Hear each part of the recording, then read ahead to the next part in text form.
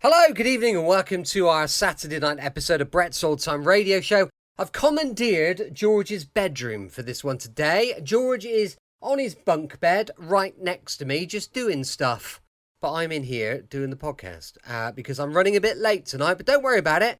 Huge thank you for joining me once again for a regular late night visit to those dusty studio archives. This week from our cosy corner of southern Spain, but this is the last Saturday we'll be in Spain because we will be back in the UK this time next week. If you'd like to find out a bit more about us, you'll find everything at dayslikethis.life with links to absolutely everything we do. I'm Brett, I'm your host for the night, and whether you're listening as part of your evening wind down or you're just looking for some company, well, that is exactly what we're here for. Now then, let's crack on because it's a bumper episode tonight. It's over an hour, so we need to make the best of it as much as possible.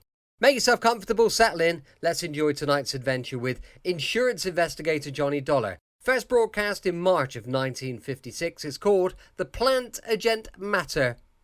From Hollywood, it's time now for Johnny Dollar. This is Mr. Costello at the Plantagent Hotel in Vicksburg, Virginia. You left word? Oh, yes, Mr. Costello. I'm acting for Eastern Seaboard Casualty Insurance. You know, investigation. Oh? I understand you had a burglary down there. We sure did, Mr. Dollar. Well, the main reason I wanted to talk to you, Mr. Costello, was to let you know I'm getting the first plane out of Hartford as soon as the weather clears. You're coming here to Vicksburg? Yes, that's right. Eastern Seaboard Casualties asked me to investigate the burglary for them. Good. Then I'll expect you when I see you. And I'll be there.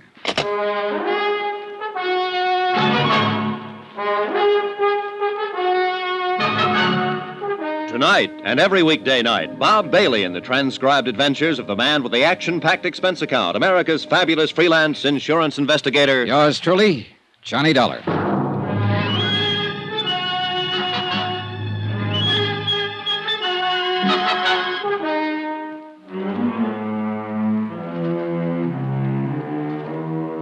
Expense account submitted by Special Investigator Johnny Dollar to the Chief Accountant, Eastern Seaboard Casualty Insurance Company, Providence, Rhode Island. The following is an accounting of expenditures during my investigation of the Plantagent Matter. Expense account item 1, $2 cab fare, my apartment to the Hartford airport. Item 2, $173. One airline ticket from Hartford to Vicksburg, Virginia, and back again. We took off in 10 below zero weather about 1:30 in the afternoon. By 5 o'clock, we circled into Vicksburg for a landing. Item 3, $5 cab fare to the Plantagent Hotel, 3 miles outside of town. A pleasant, spacious, gentle old building set back among the wintry trees. 15 minutes after checking in, Mr. Costello appeared, wrung my hand, and reported that the Vicksburg police had apprehended the burglar who had rifled the hotel safe the night before. All of the loot had been recovered. As a matter of form, I spent 2 hours with the police itemizing the stolen property, which was all intact. Then I returned to the hotel, assured Mr. Costello that everything would be all right, and got busy trying to make return reservations for Hartford. Now, the rest of this report is by way of apology for my tardiness in submitting the expense account. In between phone calls to the airport, I went downstairs to the bar for a drink, and then stepped outside for a walk and a breath of fresh air. In the back of the parking lot behind the hotel, a blonde woman about 30 in a green suit was talking to a tall, typically dark man who had his back to me. They were arguing about something. As I walked past them, I couldn't help hearing too well. Please help me. Are you talking to me? Yes, please. On your way, mister. This is private. You hear me? Here, just keep your hands to yourself, bud. Well, keep rolling, then. We're having a little argument, private. Please, I don't know who you are, but I'm... Shut up! She's, had a little too much to drink, mister, that's all. Oh, that's so? Well, it doesn't look that way to me. Now, what's this all about? I just told you, Nosy, she's had a little too much to drink. Now, go on, bud. Get on your way. Wait a minute. I told you to keep your hands to yourself. Yeah. Honey, you want to keep it up? You hear me? Yes. I hear you. And I'll let it go this time, mister. Just this once. Do you want to have him hauled in, miss? Oh, no. No, that's all right. It's all right. Okay, then, okay. Come on, beat it, you. Now, listen, Beat Buster. it, I said. She's tired of you, and so am I. Go on, beat it. Okay. Just remember, Amy, I was only trying to talk some sense into you. So long, hero.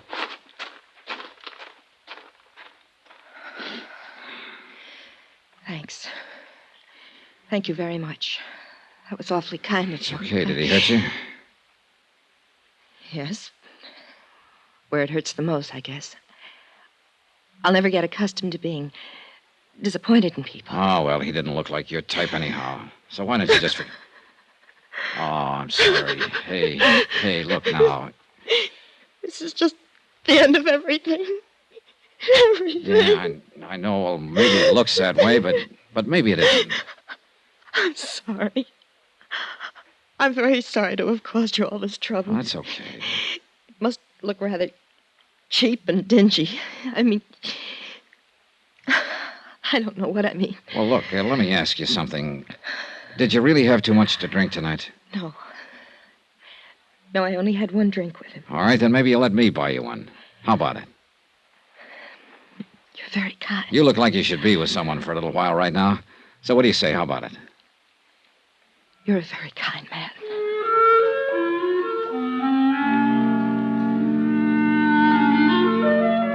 And that's the way it began, in the parking lot outside of the Plantagent Hotel in Vicksburg, Virginia. She trembled a little when I led her back inside to the warmth of the bar and the people and sat her down at a booth. Looking back on it now, I guess we had a rather strained, one-sided conversation. She did all the listening and seemed preoccupied with her problems, whatever they were. Even though I'm not the greatest wit in the world, I did manage to get a faint smile out of her. It was a nice smile from a warm, frank mouth. Item 4, 2 drinks for us.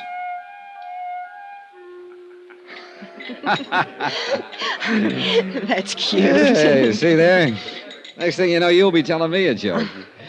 Oh, that reminds me. Of another one. It's one of the oldest and most respected jokes in the country. You probably heard it 1,000 times. It seems 10 men were standing in the rain under an umbrella, and none of them got wet. Well, just about then, a fellow walked up. You've been very, very kind to me. Thank you again. Well, I'm glad you feel better. Miss, Are you, from here in Vicksburg? No, my home's in Hartford, Connecticut. I flew down here this afternoon on business. I'm waiting for a flight out. Oh. What's your name? Johnny Dollar. Thank you again, Johnny Dollar. Hmm? Thank you for not asking me my name. For not asking me about the man in the parking lot. For not asking me to explain what my trouble is. Thank you, Mr. Dollar. And thank you for sitting here with me this little while and trying to make me laugh. You really feel all right now, huh? Yes, I think so. Good, that's swell. Because I wouldn't want to let you go if I thought you were going to step outside and start crying again. No. No, I won't do that, I promise. You sure? Positive. Okay. Ah, you want one more for the road? Oh, thank you, but I'd better not, Mr. Dollar. I really should be getting home. Well, will everything be all right at home? What? Oh, yes. He wasn't my husband, or my boyfriend, even. He won't bother me. Okay, then. Here, let me help you out with your coat. Thank you. There you are. You have a car? No, I'll get a cab. There's always one out in front. Good, I'll help you. Thank you. Say, look, I'm going to tell you something. I'm staying here in Vicksburg at the Plantagent, and I doubt if I'll be able to get a plane out tonight. Probably not until tomorrow sometime. So, look, if you need me for any reason at all, why don't you just call me? Okay? Yes. Thank you. Good, then. Cab, taxi. You're still worried about him, aren't you? Why do you say that? The way you looked around when we stepped outside here just now? Would you like me to see you home? Oh, no, thank you. You've done enough already. And about him, I made a mistake, that's all. Oh, we all make mistakes, so forget about it. Well, I'm afraid this one can't be corrected very easily. But here's my cab. Good night, Mr. Dollar. Good night. You and I will probably never meet again. But I shan't forget your kindness. Thank you. Okay, good night. Downtown, please. I hope you have a nice trip home, Mr. Dollar. Hey, whoa, driver, hold it. Hey, anything wrong? What is it? I don't know. I have the strangest feeling. Wait a minute, driver. Hey, look, do you feel all right? You're shivering. Yes, I know I... Oh, Oh, it hurts. What hurts? Hurts. I didn't think he... What is it? What can I do? Help me. Please, Mr. Dollar. Help me. Let's go, driver. She fell back across the seat of the cab, writhing with pain. I took her in my arms and tried to find out what it was, but by that time she wasn't able to speak. In another 10 seconds, she was unconscious. The cab driver delivered us to an emergency hospital 5 minutes later. They carried her in through the ambulance entrance. I let the driver go and waited around the desk to see if I could learn what happened. Just waited. Vicksburg emergency. Waited. One moment, please. Go ahead, please. Vicksburg emergency. Not at this time of the night, sir. You'll have to call first thing in the morning. I'd suggest any time after 7:30. Yes, sir. Yes? Hey, look, would it be all right to go back and talk to the doctor now? I'm afraid not, sir. Well, could you bring him out here? I've been waiting for quite... I'm sure he'll be out in a very short while. He knows you're waiting to talk with him. I thought maybe he forgot me. No, sir. I just want to make sure she's all right. The doctor will be out. Vicksburg emergency. Just a moment, I'll connect you. Go ahead, please. Has she had many of these attacks, sir? Oh, I don't know. I just met her. Oh. Well, if you'd like, we could call you at home and let you know how she is. This isn't my home. I'm on my way out of town as soon as I can get a plane. I'll wait. Certainly. Excuse me. Yes, doctor. Yes, he's right here. Yes, sir, thank you. The doctor will see you now, sir. Good, thanks. End of the hall, room 111. Okay, thank you. I don't know what it was or why that hallway looked so long to me. Call it an old-fashioned premonition or what have you. That's what I had walking down the hall to see a doctor about a girl I'd known only a few minutes. There were 3 people in the room, 2 doctors in their white clothes and a nurse. I can still see the light burning above their heads, the way they looked tired, exhausted. All 3 of them had been working very hard. Doctor? Yes? Oh, you're the man who was with her. Yeah, that's right. How is she? When did this happen? About a half hour ago, I put her in a cab at the Plantagent Hotel, and she complained of feeling sick. So I brought her here, but she lost consciousness in the cab. I see. Sit down, please. Oh, why? Some papers we want you to fill out, just routine. Oh, Your name, please? Johnny Dollar. And she is Mrs. Dollar. No. Oh, I see. You're a friend of hers, Mr. Dollar. Well, yes. Look, what is it, Doctor? What's the matter with her? I can't exactly tell you that right now, Mr. Dollar. What? Well, now, wait a minute. Why can't We have to contact her family first, Mr. Dollar. This girl is dead. Now, if you're willing to fill out... Picture it. Yourself in my position, I mean. I'd known the girl only a few minutes. I didn't even know her name. Yet somehow I'd become closely involved with her. Too much so, I guess. All I knew about her was that she was someone who had died while asking me to help her. Under the circumstances, what would you do?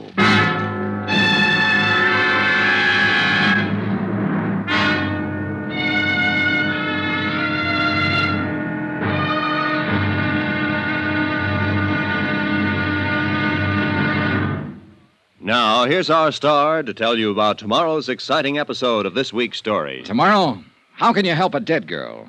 Somebody had to help her. And guess who? Join us, won't you? Yours truly, Johnny Dollar. From Hollywood, it's time now for... Johnny Dollar. Are you the Mr. Dollar from Hartford? That's right. Who's this? Jim Akins, Vicksburg Police Department. I'm sending a car over to pick you up, Mr. Dollar. Some questions I want to ask you about that young lady you were with last night. I hope you weren't planning on leaving town. Of course I wasn't. I canceled my plane reservations last night. If you tell me where you're located, I'll come down by myself. No sense getting head up. You aren't in your own backyard now, you know, Dollar. I know where I am, the town where a girl died in my arms. If you can stop getting lacy with me for a minute, maybe you can tell me who she was. Why? Because I'd like to talk to her family. I was the last one to see her alive. Who is she? We haven't identified her yet. To us, she's still Jane Doe.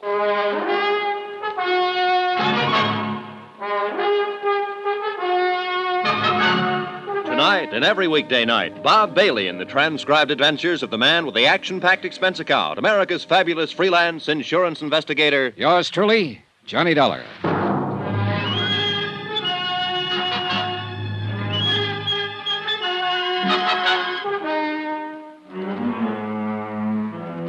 Expense account submitted by Special Investigator Johnny Dollar. Location, Vicksburg, Virginia. To Special Investigator Johnny Dollar. The following is an accounting of expenditures during my investigation of the Plantagent Matter. A real mystery about a very mysterious girl who happened to be dead. Expense account item 5, 10 cents. One morning newspaper, which carried a 2-inch story and a half-inch space about an unidentified girl who had died at Vicksburg Emergency Hospital the previous evening. I was reading it over in the lobby of the Plantagent Hotel when one of the Vicksburg police force stepped up to the desk and asked for my room number. He was a swarthy man in a black suit, plain clothes type. Well? I beg pardon? I'm Johnny Dollar. Oh. Jim Akins. We talked on the phone a little while ago. You said you were sending a car. Well, you sounded so huffy about everything, I thought I'd drop over myself to say hello. I got the car outside. Okay, let's go then. Where you from, Dollar? Hartford, Connecticut. I'm an insurance investigator. Look, I talked to a man in your burglary division yesterday about the burglary they had at the hotel yesterday. I was sent down here by Eastern Seaboard Casualty Insurance Company. You got any identification on you? Yeah, sure. Here. Okay. Look like who you say you are. Now, just what was your connection with that girl who died at the emergency hospital?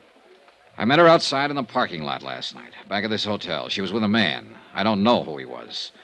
They were having an argument. I stopped when she asked me to help her. I got rid of the man and took her inside here and bought her a drink. Then I started to put her in a cab to send her home. But she got sick before the cab could take off, so I took her to the hospital. She died there. And that, Mr. Akins, is it. How long did you know her? About a half hour, all told. She didn't tell you her name? No. Where she lived? No. The name of this man she was with in the parking lot, who was he? I haven't the slightest idea. Well, what kind of trouble was she having with him? She didn't tell me that either. I didn't ask her. But you sat in the cocktail lounge over there and you had a drink or two. One. No name, no address, no nothing. Well, maybe we better do all our talking downtown. Anything you say, Akins. Let's go.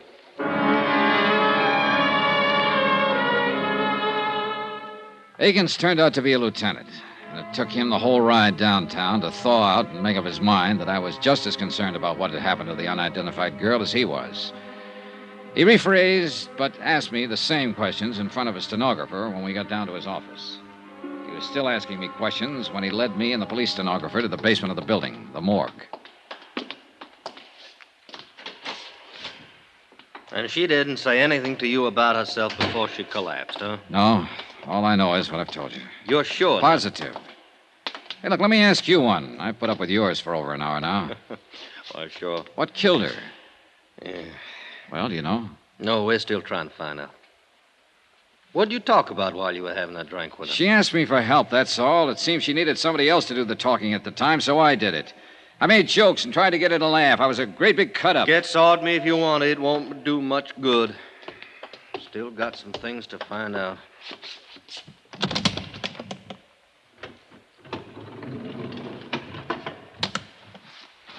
Yeah. Lousy, ain't it? It sure is. This is the girl you were with last night. Yes. You're positive? I'm positive. Okay, Dolly, you want to sign this for the records? Well, that's... That's good. All right, Sam, you can send this on upstairs. We'll be up pretty soon. Now, Dollar, did anyone there at the hotel bar seem to know her? I don't know. Cocktail waitress, somebody like that? I don't know. Well, I do. We asked around. No one there had ever seen her in the Plantagent Hotel before. Tell me something, Dolly. You ever worked on one like this? No, not quite. Okay, then. I'm going to tell you what we're up against. All the clothes she was wearing was standard brand stuff. Mostly come from stores downtown, some of them New York. It's going to take us a long time to check them out. We may not be able to trace them at all. We're going to work on the cleaning marks, too, and that'll take time. Now, from what you say and from what she said, and that wasn't much, she's probably a local girl. Somebody's wondering about her, but nobody come in and make out a report asking for her. I hate to do it. I might have to take a picture, run it in tonight's paper, just to find out who she is. That could be pretty lousy for somebody. It's a lousy business.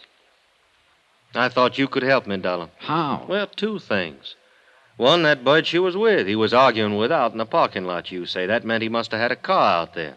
But you didn't bother to take a look at it. No, I didn't. And another thing now, where's her purse? I don't know. Well, she must have powdered her nose when she sat down to have that drink with you. Every woman does. She must have reached for a cigarette or something in that purse. So where's that purse? I don't know. Well, now, you see? You see how much help you are to me? Oh, just a second. Morgue, Lieutenant Akins. Oh, yeah, put him on. While Lieutenant Akins talked on the telephone, I lit a cigarette. After that, I tried to interest myself in a calendar that was hanging on the wall. After that, I tried tying both shoelaces. But wherever my eyes roved around that white-tiled room, somehow, they always came back to rest on the quiet, still form of the girl who'd asked me for help. By any standard, she was attractive. Fine, golden hair spun out of smooth white skin. I remember her eyes had been very big and very brown. Now they were closed. But she looked more asleep than what she was. She looked as though she might wake up any minute and answer me if I said out loud what I was saying to myself silently. How can I help you? Let's get out of here, Dollar. Okay by me. That was the lab on the phone. Had a little trouble with analysis. What analysis? What kind of trouble? Identifying. They called in a toxicologist from the university. A drug called perimethol killed her. Perimethol? That's a new one on me. Yeah, me too. Petrol-based stuff. Now, they figured it had been in her stomach an hour or so before she collapsed. Could be a suicide, judging from the way she acted and talked to you. What about the boyfriend? Well, that seems to fit in okay. Told you she was disappointed in him, didn't she? Well, sometimes women want to end it all in front of a guy they're having trouble with. It'll probably turn out that way. You talk like a cop, Akins. That's what I am. Everything's so simple. Make it fit into your formula. This girl knocked herself off because she lost her boyfriend. This girl killed herself because she lost a job. Fill it in. Get it off the books. Whoa, Dollar, whoa. What's the matter with you? What are you getting at? Oh, I don't know. Forget it, will you, Lieutenant? No, now, wait a minute. Wait just a minute. I'm not all cop, Dollar. I saw her laying there, too. And I can see she was a nice girl, and something went awful wrong with her. If I'd been the last one to be with her and talk to her alive, why, I'd probably be taking it the same way you are. But take it easy. Sorry, Lieutenant. Yeah. I'll buy you some breakfast. He did, but it didn't help much. And after that, we shook hands and parted. Expense account item 6, $2. Cab fare back to the Plantagent Hotel. I went up to my room, packed my bags, called the airport, and made arrangements to leave on the 6 o'clock plane. There was nothing more I could do about the case. Nothing more at all. It was police business. I had time before the plane for a quiet drink at the hotel bar. What's your pleasure, sir? Oh, some of that little water. Yes, sir. You on duty last night by any chance? Yes, sir. Why you ask? I just wondered if you happen to remember me. No, sir. Was you at the bar? At that table over there with a lady, a blonde girl in a green suit. Well, I'm sorry. I just don't remember. Well, here you go. Thanks. Here, keep the change. Well, thank you, sir. Now, I probably waited on you, but, well, so many people, you know. Yeah, sure. Why you ask? The lady lost her purse. Thought maybe it might have been turned in here. No, sir. We didn't get any places last night. A couple money clips is all. Not much in them either. Mm-hmm. You're talking about the lady who died later on, ain't you, sir? Yeah. Yeah, I am. Police officers was in here asking the same questions. I thought they would be. You, policeman, too? No, I was a friend of hers. Oh. Well, then you should call the police. They're still trying to find out her name. So am I. Well, I thought you said she was a friend of yours. I didn't happen to know her name. It didn't seem important to ask it last night. I just don't understand.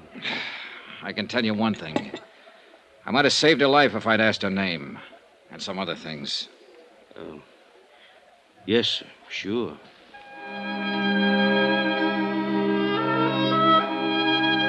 Expense account item 7, $3, 3 drinks.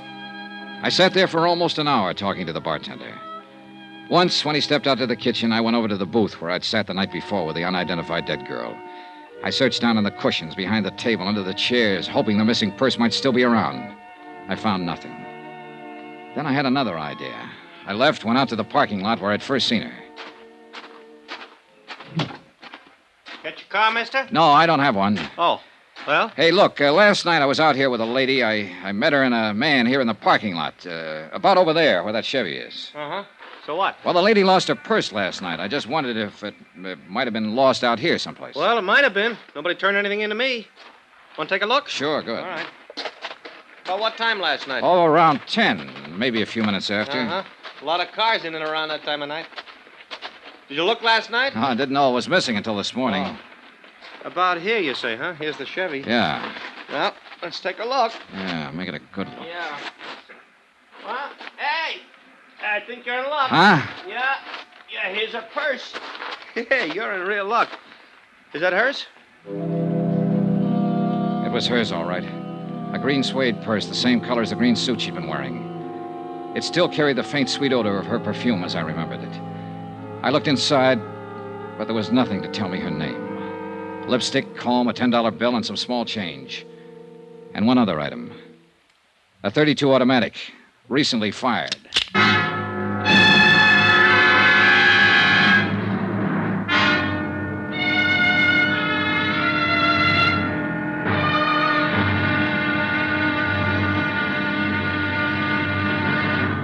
Now, here's our star to tell you about tomorrow's intriguing episode of this week's story. Tomorrow, a dead girl's .38 automatic comes to life. Join us, won't you? Yours truly, Johnny Dollar.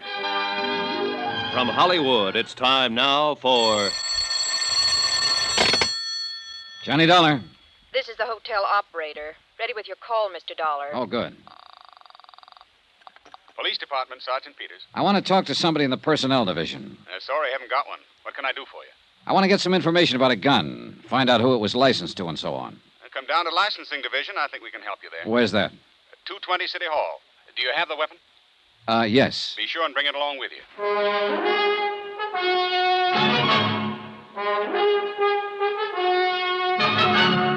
Tonight and every weekday night, Bob Bailey in the transcribed adventures of the man with the action-packed expense account, America's fabulous freelance insurance investigator. Yours truly, Johnny Dollar.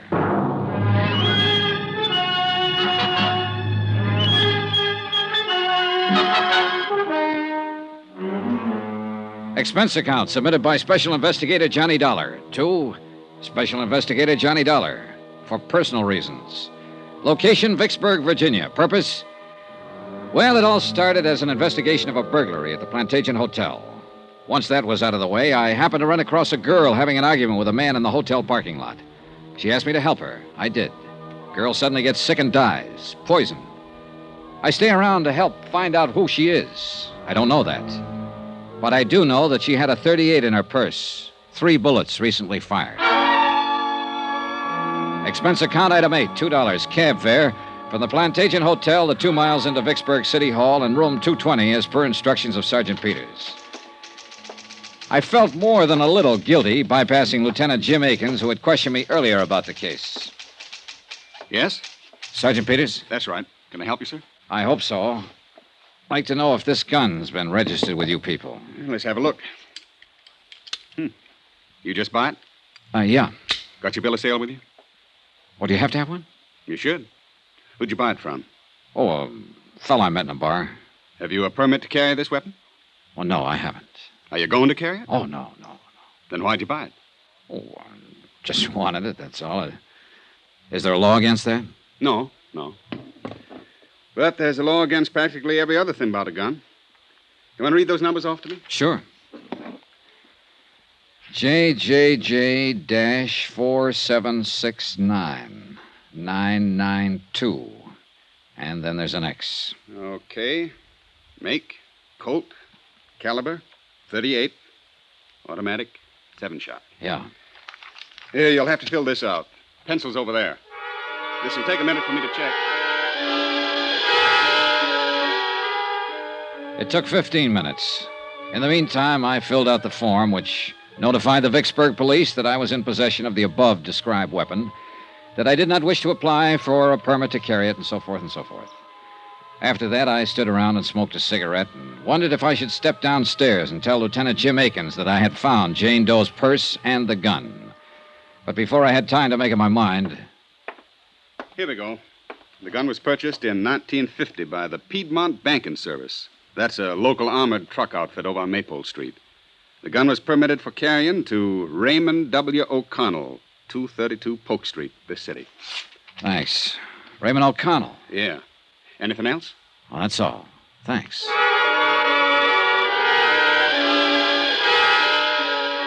That was when I could have, but didn't, walk downstairs to Lieutenant Aiken's office. Instead, I walked outside with a gun in my pocket and the slip of paper containing the name and address of the man who had carried it, Raymond O'Connell. Expense account item 9, $25. Deposit on a rented car to get me to 232 Polk Street.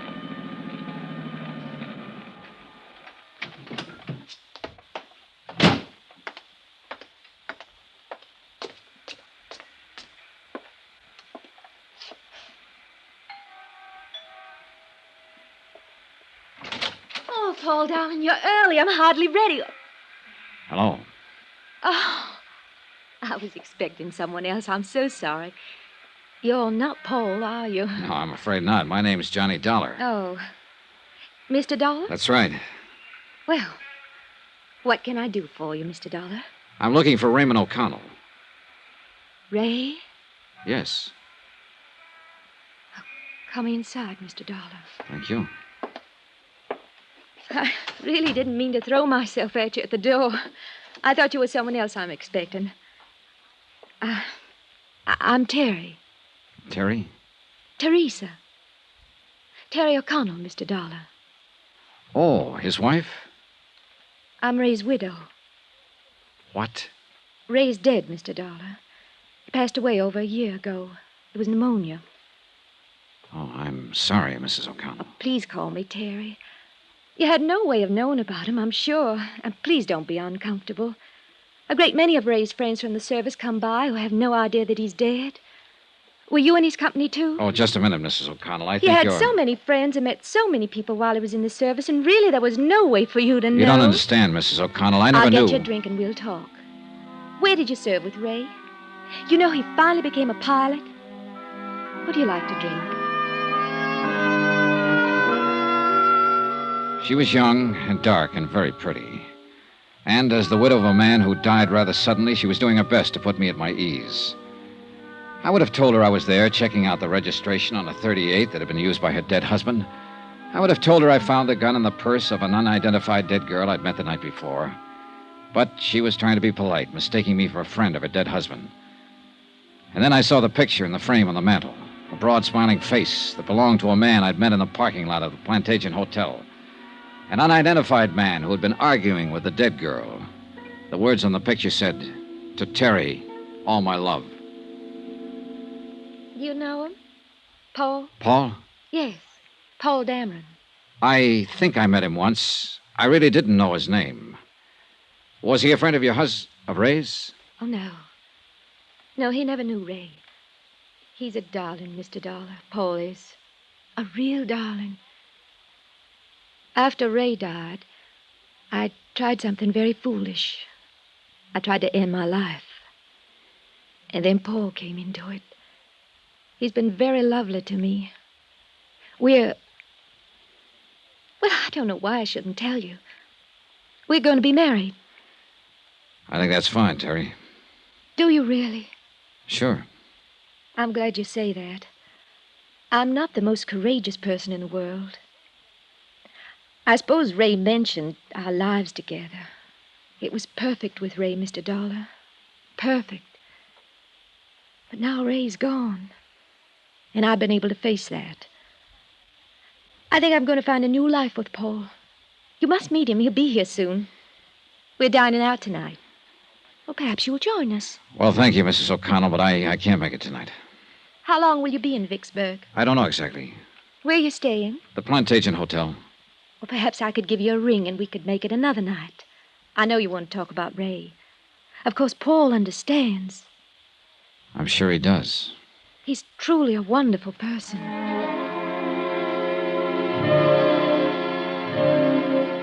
He hadn't looked very wonderful the night before, standing in the parking lot arguing with a girl who had died. But then there was my side of the picture, and it wasn't complete. And somebody still had to explain the .38 with the 3 bullets missing. I left Terry O'Connell, went outside and bought an evening paper, and then sat in my rented car reading it. The photographer at the morgue had done a good job. The unidentified girl's picture was on page 1. I was reading the story over a second time when a dark business coupe pulled up behind me, and Paul Dameron got out, heading for Terry O'Connell's doorway. Just a minute. What? Just a minute. Hello, Paul. What? You? Yeah, me. Now, look, Dameron. What are you doing here? How'd you know my name? Or are you some professional gunsel coming around to sock me again? I still don't... Stop it, will you, Dameron? My name's Johnny Dollar. I want you to tell me who that girl was last night in the parking lot. The one you had the big argument with. Huh? Oh. Well, you were the big hero there, butting in where it was none of your business. I didn't like it then, and All right, simmer down, will you? Who was she? Come on, what's her name? What's it to you? Look, Dameron. Okay. It's Amy. Amy Duran. Amy Duran. Yeah. We work at the same office. Now, look, Buster, I'm not afraid of you, but I don't want any trouble, see? So if you'll just go somewhere else and Wait a minute, will you? How does Amy Duran tie in with Teresa O'Connell? Look, I don't know who you are or what you're after, but you've certainly got your nerve about... Answer me, Paul. Okay. Terry is Amy's sister. Satisfied? I don't know. Who are you, anyhow? A policeman or something? My name is Johnny Dollar. I'm here because if you aren't, I want to know what right you have to ask me all these questions. Cool off, will you? I've been trying to find out who she is, because last night after you went off, we had a drink together. Then she got sick, and I took her to a hospital. She died there. What? She died. She's lying in the morgue right now, unidentified. It was some kind of poison that killed her. Amy... dead? No, I don't believe it. Here. It's in the paper tonight. The police are trying to identify her right now. I can't believe it. Poison. Oh, Dollar, I didn't think Amy was that desperate. There was a way out. She could have solved it without this. Way out of what? There was no need for her to do this. I told her I'd help her. I had no idea she... Poison. Does Terry know? Not yet. I've got to tell her before she sees it like this in the newspaper. It'll be awful for her, Dollar, awful. Look, I apologize for the way I've acted, the way I was last night. I was upset. I can see now you're trying to help. Now, let me go in and break this to Terry. Call me later. Here, my card. Call me.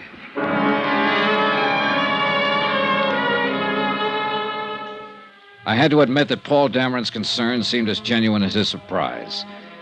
He rushed up to be admitted to the O'Connell house. After he was inside the door, I went back to my car and took out the .38 automatic that had led me to the sister of Amy O'Connell.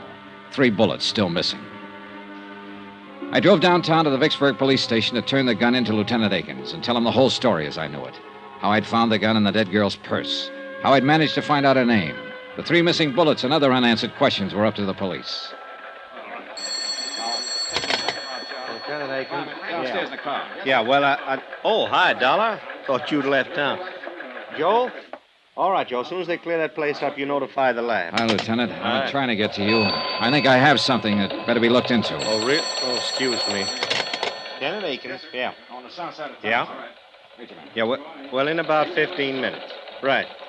I'm sorry, Dollar. What was it you were saying? Why all the hustle? Something big? Oh, homicide. Happened yesterday sometime. Yeah? Who got it? Guy named Belden. Somebody shot him 3 times with a .38.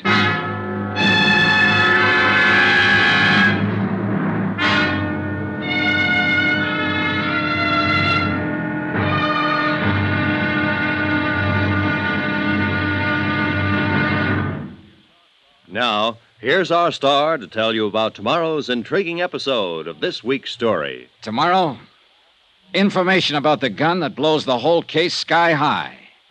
Join us, won't you? Yours truly, Johnny Dollar.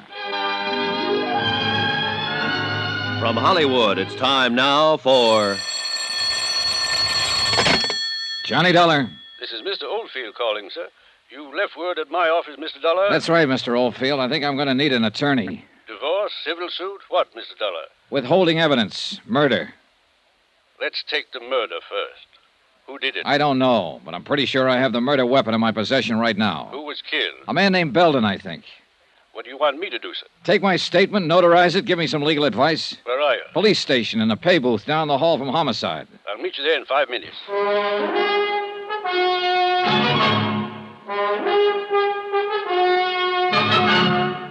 Tonight and every weekday night, Bob Bailey in the transcribed adventures of the man with the action-packed expense account, America's fabulous freelance insurance investigator. Yours truly, Johnny Dollar.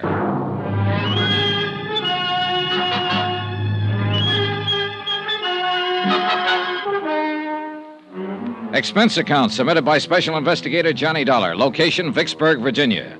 To Special Investigator Johnny Dollar for personal reasons.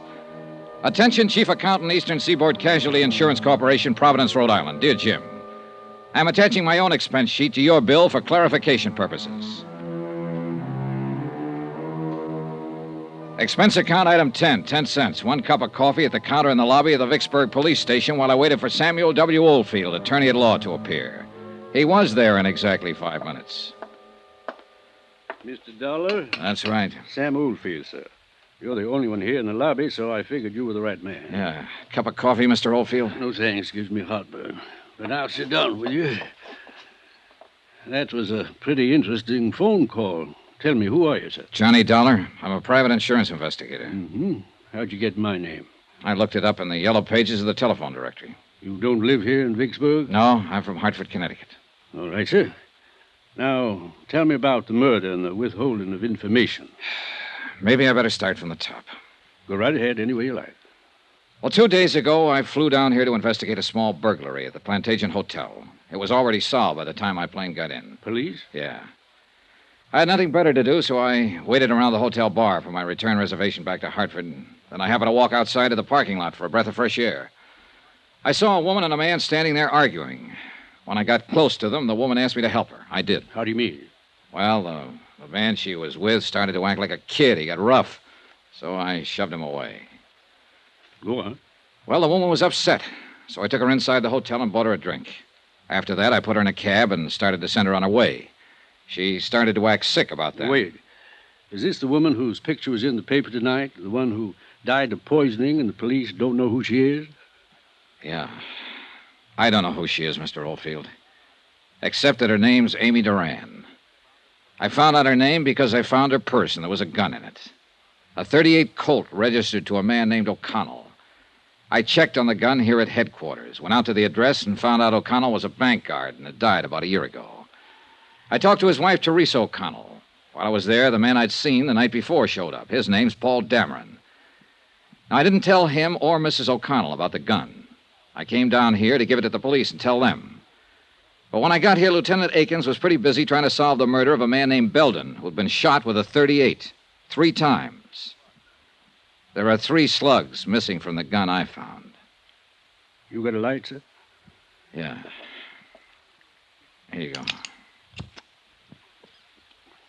When you found Amy Duran's purse, why didn't you turn it over to the police? Oh, Well, somehow I thought maybe I could help the girl. I mean, her last words before she died were, help me. And for some reason or other, I thought maybe I could. You have any cards or letters, anything like that? Something that says you're what you say you are, sir? Yeah, sure. Let's see. Okay, Dollar. Now, as I see it, you probably hooked up with someone who did some shooting. And that's what worries you. I want you to take my statement and notarize it before I turn the gun in. That'll protect you some. If they want to get nasty, they can, though. You know that. Yeah, I know. Well, as I see it, the main job here is to try to keep you out of trouble. And a statement explaining your motive for participation in the whole affair might help. That's why I called you. All right, then. Now, Dollar. Yeah? You didn't shoot anybody, did you? No. Okay, then, sir. Let's go over to my office.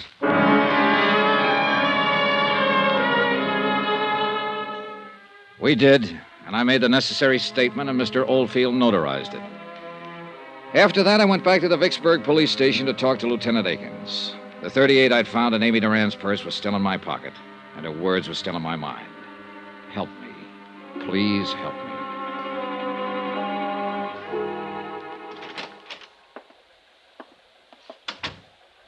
Thought you was going back to Hartford, Dollar. Oh, I decided to hang around and see what came up. Mm-hmm. Nothing so far on the girl. No one's recognized a picture in the paper. Had to turn that over to missing persons. This murder case going to eat up all my time. What happened, Lieutenant? Old maid at the apartment house where this man Belden was staying found him late this afternoon. He'd been dead about 24 hours, shot with a .38. You sure? I'm sure. We did a postmortem right away. It's a pretty set case. You know who shot him? Have a pretty good idea. See, this Belden, he was an auditor working on some books at a firm of textile wholesalers here. Richmond Limited. The papers scattered around his apartment show he'd found a $10,000 shortage going over their books. And the chief accountant for this Richmond company is missing. Yeah, well, that does make it seem pretty clean Yeah, cut. all we have to do is find that accountant. Had an APB out for half an hour now. I think we'll pick her up pretty soon. Her? Who? Well, her, Dollar. The chief accountant for Richmond Limited. She's a woman. Name of, Amy Duran. To all appearances, Amy Duran had been guilty of embezzling money and murdering the auditor Belden who discovered the shortages in her books. I didn't tell Akins that his suspect was the girl lying in the morgue at the moment unidentified. I knew that it was only a matter of minutes before her sister or Paul Dameron would be down to identify her. And for the third time, I didn't tell Lieutenant Akins about the gun. I knew if I turned that over to him, it would be a closed case all around. And somehow I didn't want it closed on Amy Duran. Not that way. For that reason, I went back to my hotel room for a couple of hours, and then about 9 o'clock that night, I found myself over on Polk Street at Teresa O'Connell's house once more.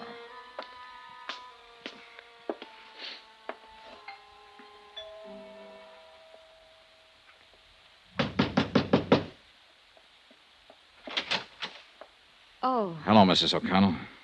Oh, Mr. Dollar, isn't it? Yes.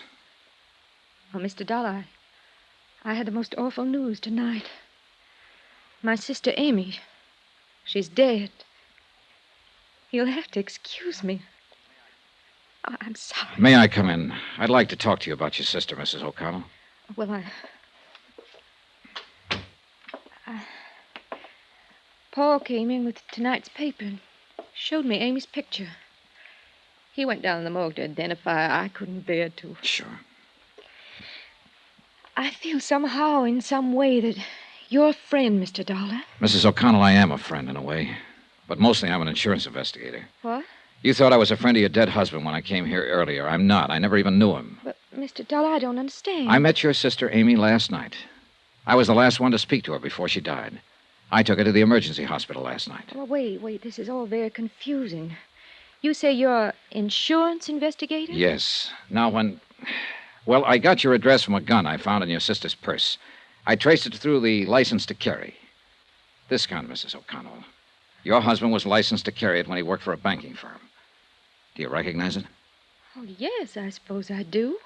I think it's one of Ray's guns. Now, please, let me find something out first. Believe me, I do want to help. Did you know your sister had this gun? Oh, no. What would Amy want with a gun? I mean, well, she could have picked it up here any time she came over and probably did. But why would Amy have a gun in her purse? Sit down, please. Now, Mrs. O'Connell, you better listen to me carefully. Sometime late yesterday afternoon or early evening, a man named Belden was shot and killed. Clarence Belden? Yes. Why, he worked with an auditing firm. Amy spoke of him. Mr. Dollar. Wait. Listen to the rest of this. Belden had been working on books for Richmond Limited. As I understand it, your sister Amy was responsible for those books. Right now, the police have enough evidence to figure that your sister stole $10,000 from Richmond Limited. Amy? Oh, no. Now, no, hear me out, that's Mrs. not... O'Connell. They have that evidence in bulk form. They certainly have reason to assume, and they are assuming, that your sister shot Belden to keep him quiet about the shortage. How can you say those things about Amy when she's not here to defend herself? Please, I'm just telling you what's going on downtown, what they've found. This gun they don't have yet. I've withheld it. It has been fired 3 times recently. Belden was shot 3 times. By now, your sister's body has no doubt been identified.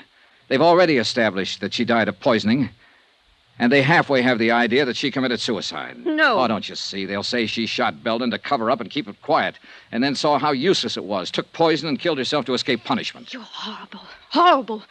Go away. Go away from me. I'm sorry, but in the face of all this, I want to help her if I can, if it isn't too late. I want to help you.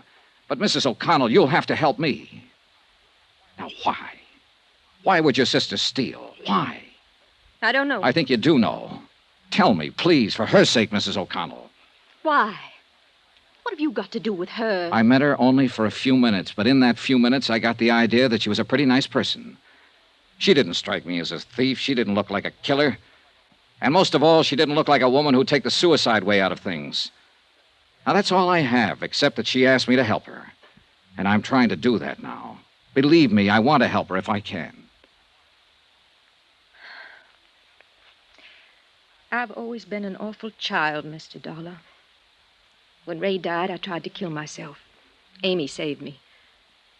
I remember then, at the hospital. She was beside my bed, and she said to me, "I'll make you want to live again. I'll make you." Amy was always like that, kind and decent. You weren't wrong about her. She was decent, thoughtful, good. She did everything for me. She gave me these clothes and a car, introduced me to nice people from her office like Paul Dameron. Yes. That must be where all the money went to. Not on herself, but on me, for me. I'm the only reason I can think of that she'd take money from the firm. Yeah. I didn't know she was stealing from me. I didn't know. I wouldn't have let her do it. She didn't have to pamper me that much. I'm not that much of a child. She didn't have to do it. She didn't have to do it. Wait a minute. She didn't kill herself. She didn't steal. She didn't murder that man. I did all those things because it was all for me.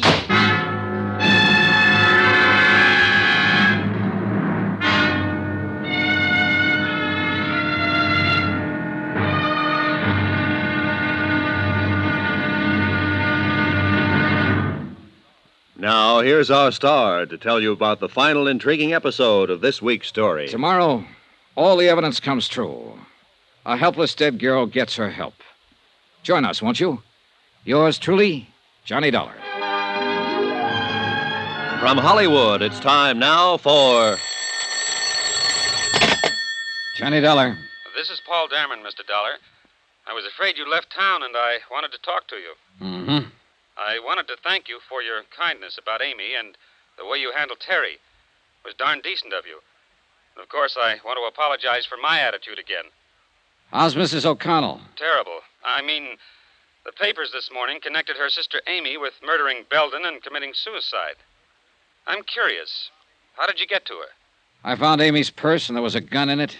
I looked up the registration. Oh, the murder gun. I don't know. I haven't turned it over to the police yet. Why? Because I still can't believe Amy Duran was the kind of girl who'd shoot a man and then take poison.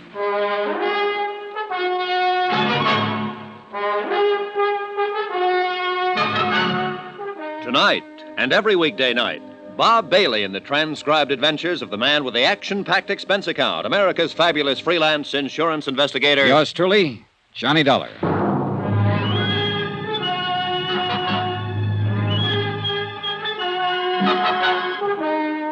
Expense account submitted by Special Investigator Johnny Dollar. Location, Vicksburg, Virginia. To Special Investigator Johnny Dollar for personal reasons in connection with the Plantagent Matter. Expense account item 11, $15, legal fees for services rendered by lawyer Sam Oldfield. Now, sign here, Dollar. And here, sir. Okay, I guess that's it. What now, Mr. Oldfield? This statement you've made to me clearly states your intentions in this matter, your motives. You attempted to help a girl who died in your company. You had no idea she might have committed a murder or embezzled $10,000. You withheld evidence, the gun you found in her purse, in the hope of identifying her and saving her family some grief. I hope you don't have to use this stuff. We'll see. I'm going to turn the gun in now, and you're coming with me. It's about time. Nothing personal, son. I think you did a lot of dumb things for her. From what they're saying in the papers about her, I don't think she deserved it. But then we all make wrong guesses sometimes, I suppose. Let's get this over with.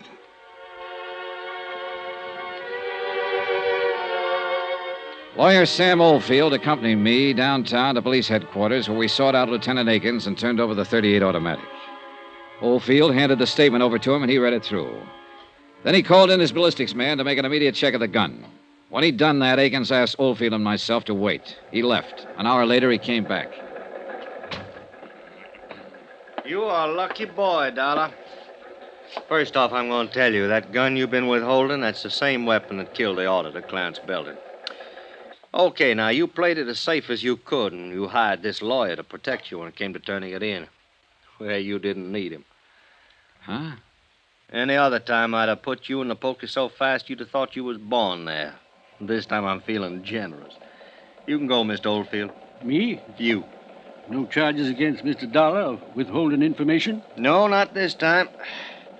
I got my Jane Doe identified. I know her motive for killing the auditor. I know why she took the poison. You generally don't get everything in a neat package like that, so I feel generous. Then let's get out here, Dollar. You get out. I want to talk to Dollar. Then I'll stay and listen. It's okay, Mr. Oldfield. I'm going to get a lecture is all. Are you sure? Yeah. Call me later, then. Goodbye, Lieutenant. Yeah.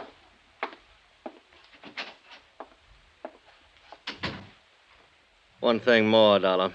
We found an empty bottle of paramythol in Amy Duran's medicine cabinet, and that cinches that suicide part, in case you had any doubts. It's a closed case. Uh-huh. But you didn't help me close it, Dollar, and you could have. You worked with the police for years. You were an officer yourself once. What makes you think you can come down here and run around doing all these things you've done and get away with them? Why didn't you turn that gun in with the purse as soon as you found it? All right, I'll tell you, because I... Oh, it doesn't make any difference now, Lieutenant. You got your case. And you're lucky, darn lucky boy I don't have you, too. Because you know just as well as I do that... Oh. Lieutenant Akins. Okay, right away. Dollar, I got business to take care of.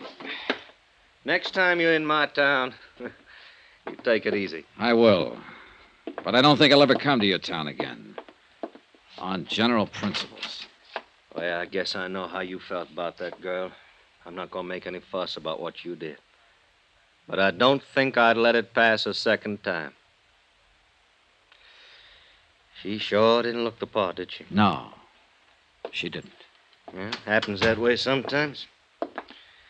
What you told me about that kid sister of hers trying suicide and so forth after she lost her husband.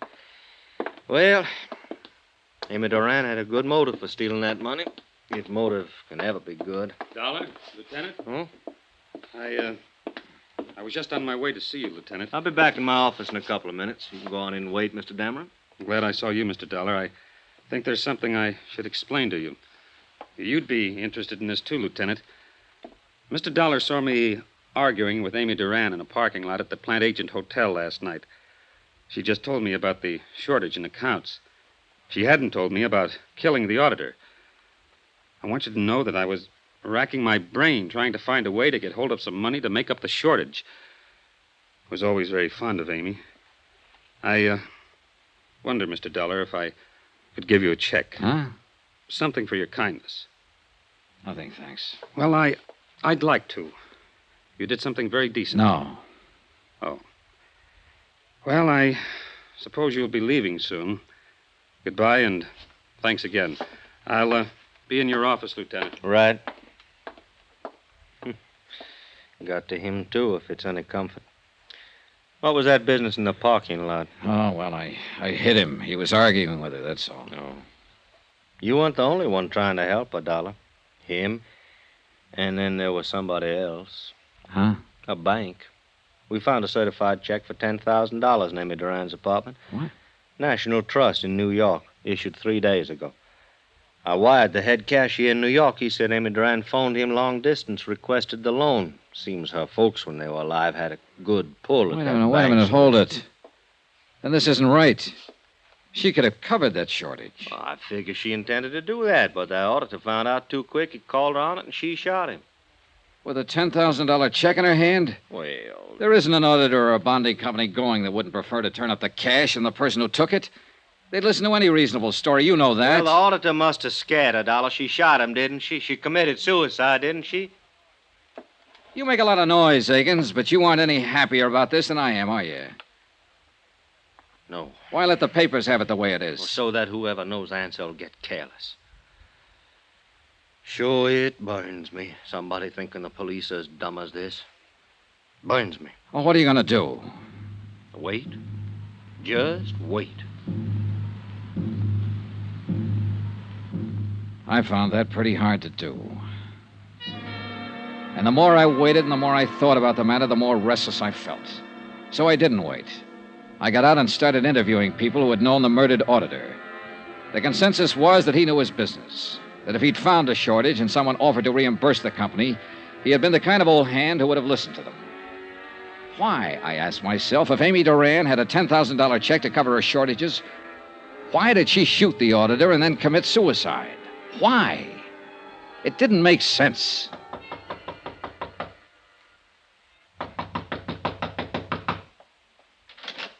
Oh, Dollar. Hello, Dameron. Come in, Dollar. I'm glad you dropped by. I thought you'd left town, gone back to Hartford. Well, I've stayed over so long waiting for all this to get cleared up, I thought I might as well stick around a while longer. Sure. Can I get you a drink? No, thanks. It is finished, isn't it? Not yet. I don't understand. I talked with Lieutenant Akins today after I saw you with him. He said it was all over as far as he was concerned. You're talking to me now, Dameron. I'm the guy who went out on the limb. And I appreciate that a great deal. A question I want to ask you. You knew Amy Duran, worked with her at Richmond Limited. You're engaged to marry her sister. Did you know Amy had a $10,000 check in her hand the day she died? Really? That was enough money to cover the shortages in her accounts. Well, I'll be darned.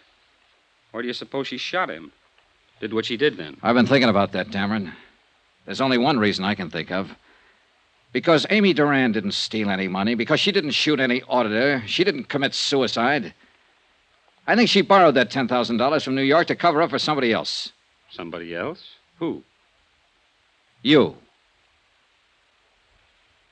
Maybe you better leave here. You're upset. That auditor was a smart guy. He'd been in the business a long time. He found out who'd been taking the money. He called you over to ask you about it, ask you if you could repay it. You lost your head and you shot him with a .38 you picked up over at Teresa O'Connell's one day. Now, look. Then you fixed up all the reports to make it look like Amy Duran did the job. You're crazy. That's fantastic. If you think I'm Amy going to... Duran borrowed money to cover for you. She did it not because you were worth it, but because you meant something to her kid sister. You meant something to Teresa O'Connell, who'd lost one husband and tried suicide because of it. A Teresa O'Connell who couldn't afford another major tragedy. A Teresa O'Connell who might try suicide again if the man she was going to marry turned out to be a thief. You counted on that, Dameron. I don't know what you're talking about. Now, One thing you hadn't counted on was the auditor picking it up so fast. And when he called you, you had to kill him to keep him quiet. Then you made a date with Amy out at the Plantagent Hotel. You slipped poison in her drink and planted the gun in her purse. This is all talk. Just talk. You have nothing to prove. She had one drink with you before you argued with her out in the parking lot. She told me. And the bartender later verified it. Then I came along. Now, look. You're a big guy, Dameron. You could have hit me back in that parking lot, but you didn't have time. You still had to get over to Amy's apartment and plant an empty poison box. You're crazy. You have no proof of this. No proof at all. No, I haven't. But I've been thinking about it all day, and there'll be proof. You had to buy that poison someplace. Lieutenant Akins is a pretty good police officer. He and his men will cover every drugstore in this town and ask questions everywhere. Now, listen, I'm going to Dollar. tell him what I think, and he'll dust off that box of poison. Maybe your prince will turn up on it. Sooner or later, guys like you make mistakes, and Akins finds them. Get out of here, Dollar. Get out of here. Now, listen, you. A girl, a fine, decent girl, asked me for help. This is the quickest way I know to give her the help. I'll kill kill you, Dollar. I'll kill you. No, you won't. You're not going to kill me.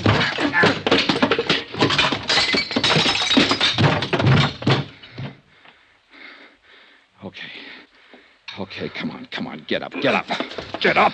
I've had enough. I want you to tell it now, right now. Over there. Pick it up. Go on, pick it up. Okay, here. And you know who to call.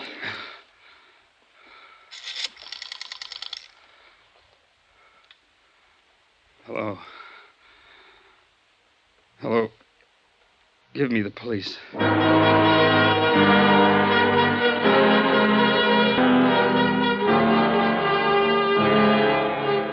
Expense account item 12, $55, room and board. Item 13, $55 airfare and miscellaneous getting me back to Hartford. Total expense account, $702.13. Yours truly, Johnny Dollar.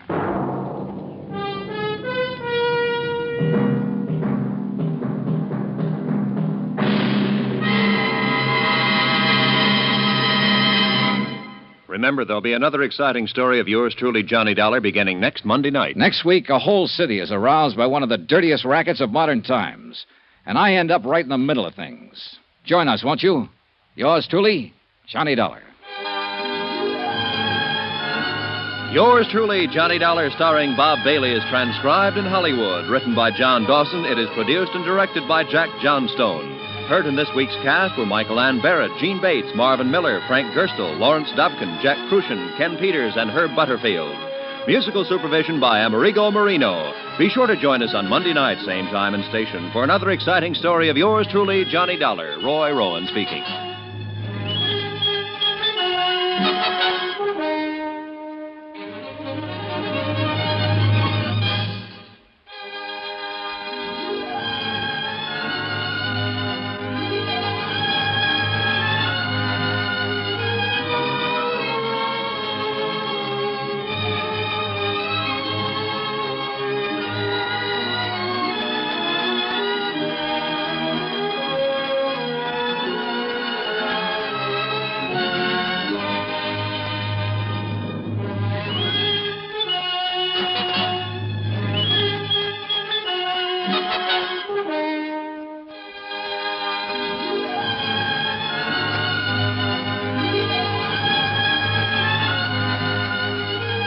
Welcome back. I hope you enjoyed tonight's episode of Yours Truly, Johnny Dollar. Don't forget, we'll be back with comedy and Dad's Army going live at 5 p.m. UK time tomorrow. Thanks for listening. I'm here with you 7 days a week, each and every week, and I'll see you tomorrow on Brett's Old Time Radio Show. Love you, bye.